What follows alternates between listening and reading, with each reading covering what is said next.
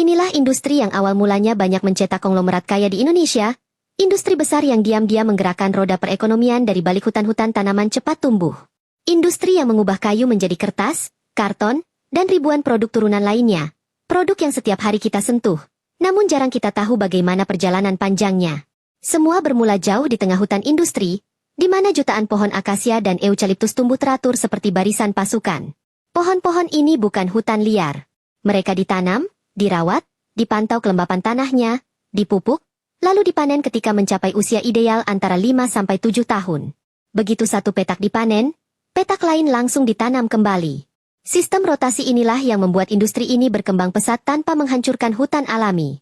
Setelah ditebang, batang-batang kayu dipotong, dikupas kulitnya, dan diangkut ke pabrik pulp raksasa yang berdiri seperti kota kecil di dalam kawasan industri. Setibanya di pabrik, perjalanan kayu memasuki tahap paling rumit.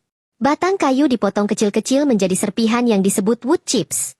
Serpihan ini kemudian dimasukkan ke dalam digester, sebuah tabung raksasa tempat kayu direbus dengan bahan kimia. Disinilah serat kayu terurai, memisahkan selulosa dari lignin yang membuat kayu keras. Proses ini disebut pulping, dan hasil akhirnya adalah bubur kertas berwarna kecoklatan. Bubur ini kemudian dicuci berkali-kali, disaring, dan, jika tujuannya menjadi kertas putih, akan melalui proses pemutihan modern yang jauh lebih ramah lingkungan dibanding zaman dulu. Serat-serat selulosa yang sudah bersih inilah yang menjadi bahan dasar kertas dan karton. Selanjutnya, pulp cair ini dialirkan ke mesin raksasa bernama paper machine. Disinilah keajaiban berikutnya terjadi. Pulp disebarkan secara merata ke atas kain bergerak cepat, lalu airnya diperas melalui sistem roll bertekanan tinggi. Lembaran basah itu kemudian melewati deretan pengering bersuhu tinggi, hingga berubah menjadi kertas padat dengan ketebalan yang diinginkan. Namun perjalanan tak berhenti sampai di situ. Kertas bisa berubah menjadi banyak bentuk. Lembaran putih untuk buku dan majalah, kertas coklat untuk kemasan, hingga kertas tebal yang menjadi karton. Untuk karton, kertas-kertas ini dilapisi, direkatkan beberapa lapis, dan dipres kembali hingga menjadi papan tebal yang kuat.